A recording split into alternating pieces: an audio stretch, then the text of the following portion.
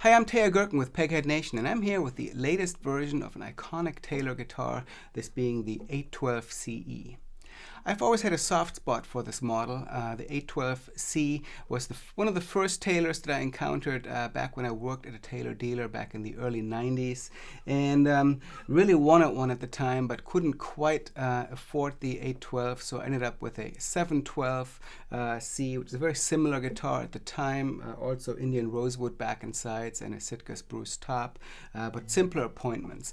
So I've sort of followed the 812 over the years. Every time I get a chance to play one, I like to check it out, and the guitar certainly has gone through a lot of different changes over the years, and this being the very latest version, it not only has the V-class bracing, but it also has an armrest bevel and some other new features. So let's take a closer look.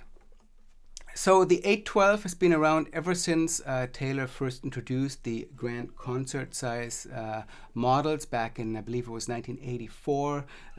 It's always been a rosewood back and sides guitar. I believe it's always had a Sitka spruce top in the stock version, and this guitar does adhere to those basic parts of the recipe.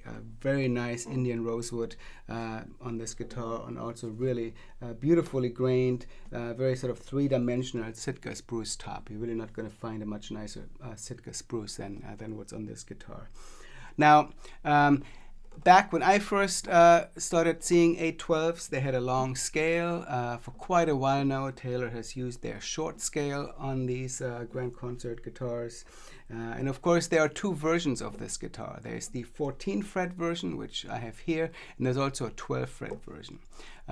Now, one thing that is significant this year with the 812 is that a couple of years ago, Taylor came out with a deluxe version of several 800 series guitars, and the 812 was one of them. And what the deluxe essentially did is it added the armrest bevel that we also know from 900 series guitars and up, as well as a few cosmetic things.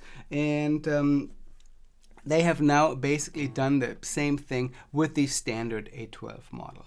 And that's a very cool thing because it adds a very comfort-enhancing feature to the model. The deluxe version had Goto tuners. This standard 812CE now has the Taylor branded tuners, which work great. I like this kind of smoked nickel look that they're using with these.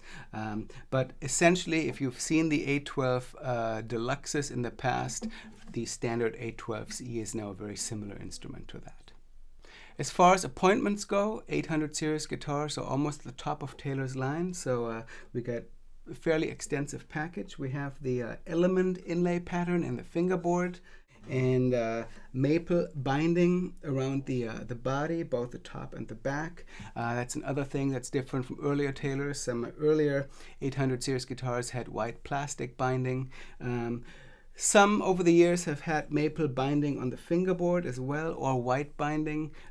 With this guitar, Taylor chose black ebony binding, but there's a thin maple strip sort of between the main part of the fingerboard and the binding that you can see from the top. That's really quite beautiful. I really like this look. I think I might prefer it over the white binding that was on the fingerboard previously.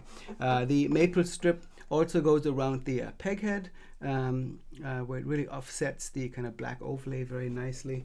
And as Taylor has done on a lot of their higher-end instrument, this guitar has a beautiful ebony fingerboard that shows some real character. It has some nice figuring in there, some lighter streaks, and that really makes these fingerboards one of a kind. There are no two that are exactly alike, and I think it's a beautiful look. The guitar has a abalone rosette, and it has Taylor's wooden pickguard, and that's been a feature that's been popular with the 800 series as well as with some other models. Of course, the guitar includes Taylor's ES2 electronics, 3 pickup elements mounted behind the saddle, and the standard volume and tone controls right here in the upper bout. Now, the 812CE has always been attractive to kind of a surprisingly large group of players with different styles. I first got introduced to them as a fingerstyle player back in the day. Fingerstylist Chris Proctor was doing workshops and really kind of introducing the Taylor Grand Concerts to fingerstyle player. But I also know a lot of people who play them in bands, play them as a backup guitar, singer-songwriters playing. We might like the smaller size of them. Even though the guitar has a very full sound, I've never felt that the 812 was sort of a small sounding guitar. It does have a slightly more compact voice that really fits well into a mix. And this one is no exception to that. Let me show you what it sounds like if I'm strumming it a little bit.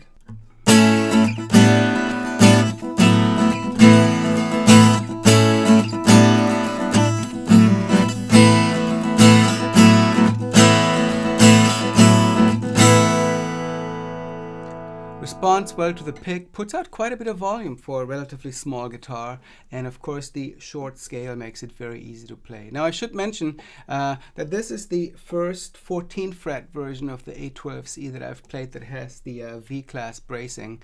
All the earlier ones of course had the standard X bracing, and there's definitely a clarity to this guitar that is very appealing. And I know a lot of people who, for example, use it for playing fingerstyle jazz as well.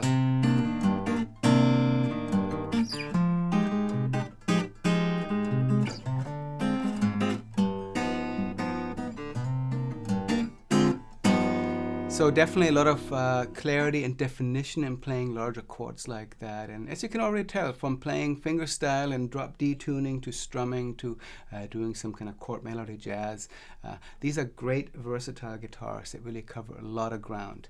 I think this latest version with the armrest bevel and some of these updated appointments and the clarity that you get with the V-class bracing is really a unique guitar that really sets itself apart from earlier versions of this guitar.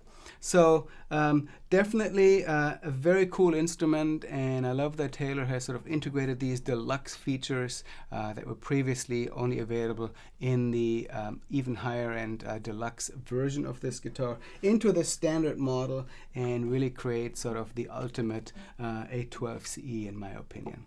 So I've mentioned the ES2 electronics, which are of course the standard Taylor expression system electronics that are found throughout the range.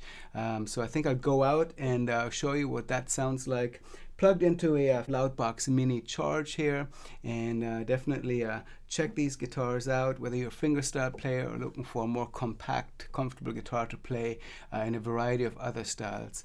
This is sort of an iconic, classic Taylor model, one of my favorites in the line, and I think this latest version is just very cool. So I'll go out showing you what the amplified sound is like, and please come back here to Peghead Nation for more of our gear demos. My name is Teja Gerken.